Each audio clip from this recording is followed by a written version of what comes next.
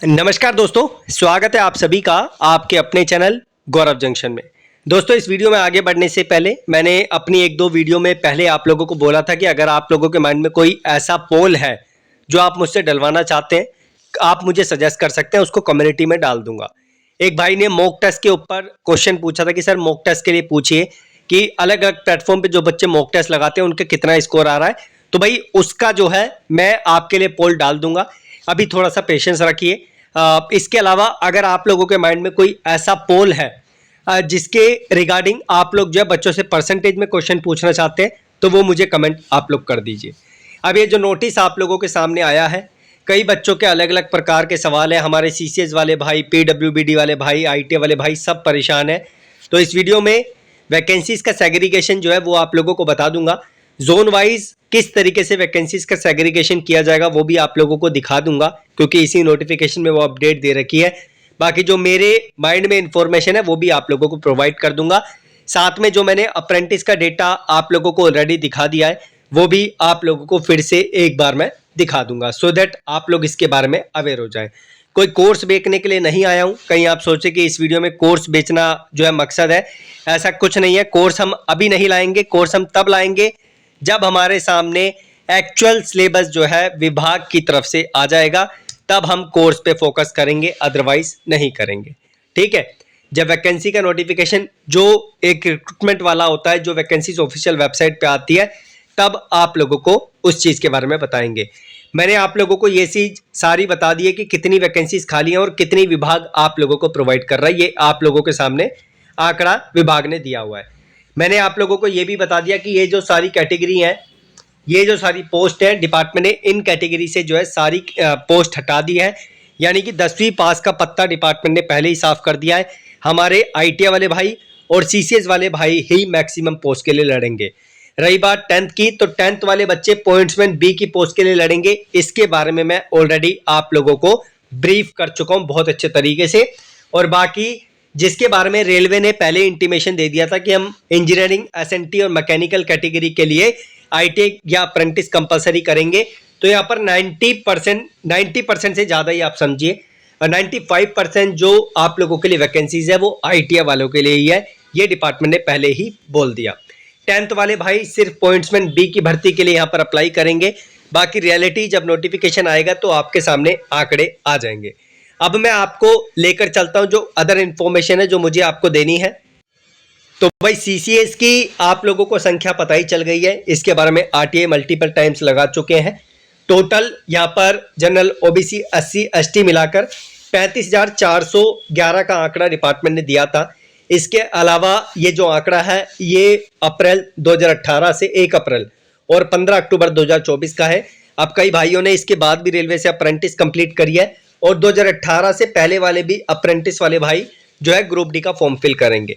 इसी वजह से मैंने आंकड़ा टोटल आप लोगों को 60 से 70 के बीच में बताया मॉर्निंग के टाइम पर। कई बच्चे इसे गलत बोलने लग गए। जब आप ग्रुप डी का फॉर्म फिल करोगे तो आप देखना 60-70 हजार से भी आप लोगों को फॉर्म की संख्या वहां पर ज्यादा दिखेगी। अब ये जो रेलवे ने खेल आप लोगों के साथ खेला है, 32,000 जो 438 वैकेंसीज आप लोगों के लिए निकाली है, इसका सेग्रीगेशन मैं आप लोगों को करके दिखाऊंगा। इस जोन का डेटा है, ठीक है, इस पर अभी मैं बात करूंगा। पहले जो 32,438 वैकेंसी का डेटा है वो आप लोगों को दिखाता हूं। देखो भाई, 32,438 आप लोगों के लिए वैकेंसीज है टोटल, इतनी विभाग निकालेगा जो इन्होंने बोला है। अब इसमें ऐसा नहीं है कि 32,000 जो है आप लोगों को पूरी की पूरी मिल जाएगी किसी पर्टिकुलर कैटेगरी को। अब इसमें एक्स सर्विसमैन का एक रिजर्वेशन कोटा होता है 20% का, जो रेलवे ग्रुप डी में फायदा उठाएंगे। 20% इनके खाते में चले गई वैकेंसी, जो टोटल लगभग बनती है 6,488। ठीक है। इसी तरीके से सीसीएस वाले भाई जो हमारे ले जाएंगे वो ले जाएंगे 6,488, ये भी 6,488 ले जाएंगे।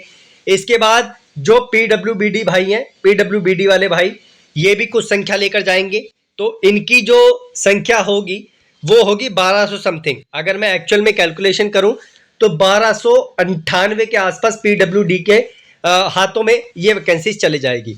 अगर हम इनका टोटल कैलकुलेशन करें तो 14,274 वैकेंसीज आप लोगों के लिए बनती है। जो रिजर्व कैटेगरी में चली जाएगी, जो पहले से रिजर्वेशन डिपार्टमेंट देता है।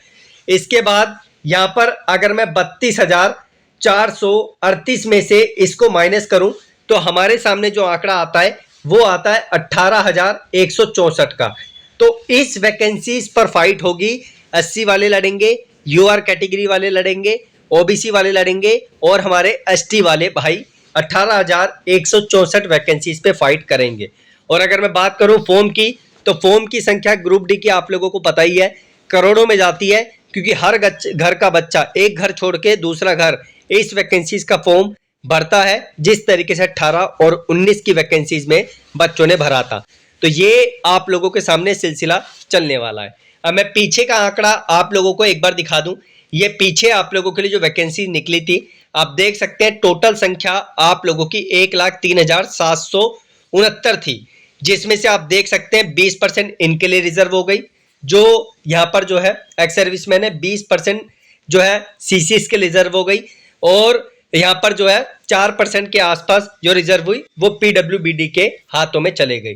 तो भाई ये इसके अकॉर्डिंग जो आप लोगों की फाइट होगी सीसीएस वालों की, वो 6,488 वैकेंसी पर होगी, एक्स सर्विसमैन की 6,488 पर होगी, पीडब्ल्यूडी की 1,298 पर, और बाकी 18,164 जो वैकेंसी है उसकी फाइट जो है यहाँ पर होगी जो एससी एसटी ओबीसी और यूआर कैटेगरी के भाई हैं उनमें।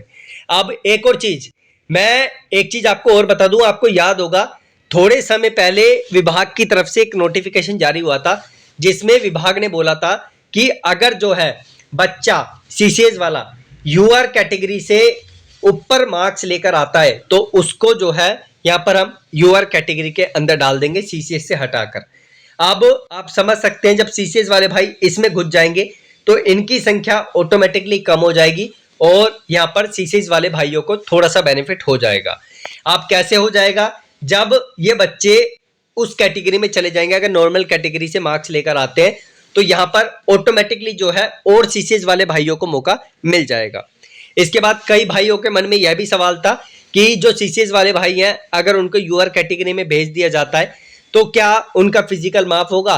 तो भाई 100% आप लोगों का फिजिकल माफ होगा। डिपार्टमेंट जिस तरीके से आप लोगों को पहले नोटिफिकेशन दे चुका है कि हम पीईटी आप लोगों के लिए माफ करेंगे, वो आप लोगों के लिए चलेगा।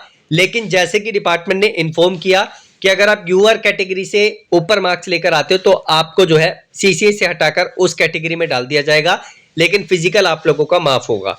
इस नोटिस को मैं आप लोगों को एक बार फिर से दिखा दूंगा, अगर आप बोलोगे कल आप लोगों को वीडियो इस टॉपिक पर भी मिल जाएगी, लेकिन ये आप पर डिपेंड करता है। और मैं सिर्फ आप लोगों के सवालों पर ही वीडियो बनाऊंगा। इस चैनल पर मेरा फोकस 2 कैटेगरी पर रहेगा, एक तो आईटीआई पर और एक सीसीएस पर। जो भी आप लोगों के माइंड में दिक्कतें आ रही है वो आप लोग पूछ सकते हैं, और बाकी जिसको भाई बहुत ही ज़्यादा दिक्कत है, एक ज्वाइन बटन मैंने नीचे दे रखा है, आप वो ज्वाइन करते हैं तो डेफिनेटली वहां पर मैं आपको इंस्टेंट रिप्लाई दे देता हूं, आपको लंबे समय तक इंतजार नहीं करना पड़ता। बाकी धन्यवाद मेरी वीडियो को देखने के लिए। इसके अलावा मैं दोबारा बोल रहा हूँ, कोई और सवाल है तो आप लोग कमेंट कर सकते हैं, समय मिलते ही आप लोगों को जवाब दूंगा। और जो हमारे प्रीमियम सब्सक्राइबर्स हैं जिन्होंने ज्वाइन बटन ऑन कर रखा है उनको इंस्टेंट रिप्लाई मिल जाएगा। इसके अलावा जो भी सवाल है प्लीज आप लोग मेंशन कीजिए कमेंट बॉक्स में। धन्यवाद।